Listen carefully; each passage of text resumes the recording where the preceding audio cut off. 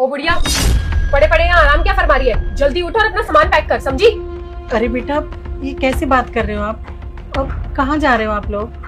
आप लोग चले जाओ, मेरे सर में ना बहुत तेज दर्द है, मैं नहीं जा पाऊंगी बेटा। ओ मैडम, घुमाने के लिए नहीं लेके जा रहे तुम्हें, घर से बाहर निकाल रहे हैं। जितना सामान है ना तुम्हारे घर में, फटाफट पैक करो और निकलो यहाँ से। और बेटा मैंने क्या किया? घर से बाहर निकाल रही हूँ मैं कहाँ जाऊंगी बेटा? मेरी एज तो देखो। देखिए, आप कहाँ जाएंगी और कहाँ नहीं, ये मेरी प्रॉब्लम नहीं है। और किया तो आपने बहुत कुछ है। चलो छोड़ो, अब क्या ही मैं आपको लिस्ट गिनवाऊं आपकी करतूतों की।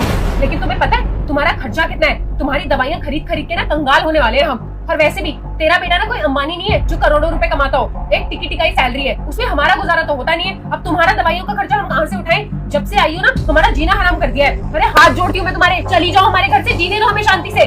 तुम क्या क्या बोल रही हो? ये क्या तुम्हारे घर वालों ने ऐसा ही सिखाया है तुम्हें कि अपने बड़ों से ऐसे बात करते हैं? और मेरा तुम लोगों के सिवा कोई है ही नहीं, मैं कहाँ जाऊंगी बेटा? दुनिया में ना बहुत धर्मशाला है, बहुत सारे ओल्ड एज होम है, कहीं भी जाके रह लेना, लेकिन यहाँ से चली जाओ प्लीज।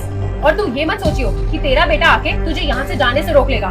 तुझे तो मैं यहाँ से बाहर निकाल के ही रहूंगी। आने दे तेरे बेटे को, उसकी भी सुन के जाइयो। और वैसे भी तेरा बेटा मेरे प्यार में इतना पागल है ना, मैं उसे जैसे घुमाऊंगी वो वैसे घूम जाएगा। अगर मैंने एक बार उसे बोल दिया ना कि अपनी माँ को धक्के मार के घर से बाहर निकाल दे, तो मेरे लिए वो भी कर देगा, समझी? बेटा मुझे पता है कि तू ये सब क्यों कह रही है। मैं 2-4 दिनों से घर का काम नहीं कर पा रही हूँ ना, पर जब ठीक थी तो मैं काम तो करती थी ना बेटा सारा। अब सच में मेरी तबीयत ठीक नहीं है तो मैं क्या करूँ? देख, तू फिक्र मत कर, मैं ठीक हो जाऊंगी। मैं सारा काम कर दिया करूंगी। मैं घर के एक कोने में पड़ी रहूंगी। पर मुझे मेरे बेटे से दूर मत कर।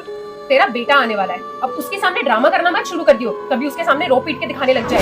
ऐसा ना हो कि उसका मन बदल जाए और वो तुझे रोक ले। अब फटाफट अपना सामान पैक कर, और शाम को ना तुझे यहाँ से निकलना है, तो ज्यादा लेट मत करियो। शाम को तैयार रहियो, समझी?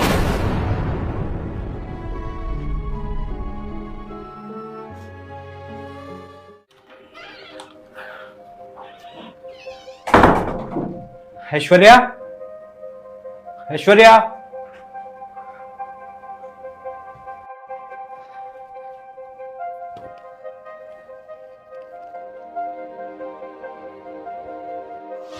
गए तुम? हाँ मुझे तुमसे कुछ जरूरी बात करनी है। हाँ बोलो ना। देखो, जल्द से जल्द अपनी माँ को इस घर से बाहर निकालो। क्या तुम्हारा दिमाग खराब हो गया है क्या? देखो, मुझसे ना अब तुम्हारी माँ की सेवा और नहीं हो रही है। अरे तुम्हारा क्या है, तुम तो पूरा दिन ऑफिस चले जाते हो, वहाँ जाके आराम से एसी में बैठे रहते हो। यहाँ पूरा दिन घर का काम ना मुझे करना पड़ता है। मुझे पता चलता है कि कैसे मैं उनकी सेवा करती हूँ। अरे तो मैं नौकरी भी हम सब के लिए कर रहा हूँ ना, कोई अकेले के लिए तो कर नहीं रहा मैं। तो ठीक है ना, एक काम करो, अपना ऑफिस छोड़ के तुम घर पे बैठ जाओ, बैठ के करो अपनी माँ की सेवा। तुम्हें भी तो पता चले ना कि सेवा कैसे होती है। अरे तुम क्या बोल रही हो? ये सोच समझ के तो बोलो। माँ है वो मेरी, मैं कैसे उनको घर से बाहर निकाल सकता हूँ?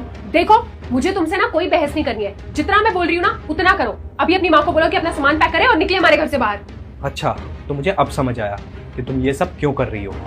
माँ ने वो गांव वाली जमीन अनाथ आश्रम में दान कर दी, तो तुम्हें लगा होगा कि अब तो उनके हाथ में कुछ भी नहीं है, तो तुमने सोचा कि इनको अब घर से बाहर निकाल देती हूँ, क्योंकि उनका यहाँ रहने का कोई फायदा ही नहीं है ना। अब जब तक तुम्हें लगता था कि वो जमीन हमारी हो सकती है, तब तक तुम उनकी बहुत सेवा करती थी, बहुत इज्जत करती थी।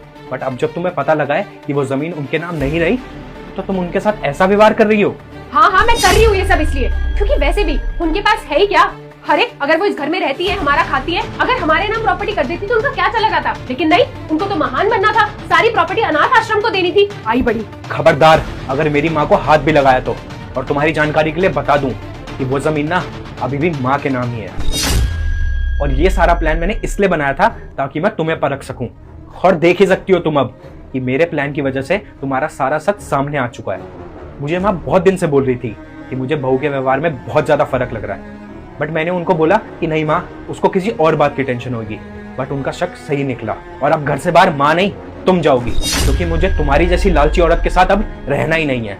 मैं अपनी माँ के साथ रह लूंगा।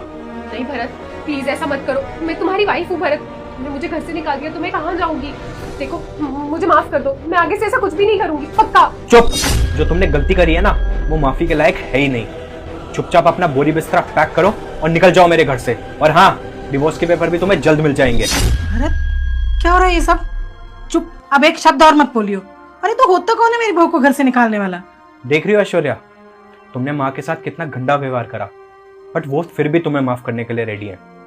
ये होता है एक छोटी सोच और बड़ी सोच में फर्क। और हाँ, आज तुम आके कहने पर मैं तुम्हें माफ कर रहा हूँ, मगर अगली बार से ऐसी गलती हुई ना तो मैं तुम्हें खुद धक्के मार के इस घर से बाहर निकालूंगा। माँ जी, मुझे माफ कर दीजिए, मुझसे बहुत बड़ी गलती हो गई। आपकी जगह अगर मेरी माँ होती तो शायद मैं ऐसा नहीं करती। प्लीज मुझे माफ कर दीजिए। बस बेटा बस, तू रो मत।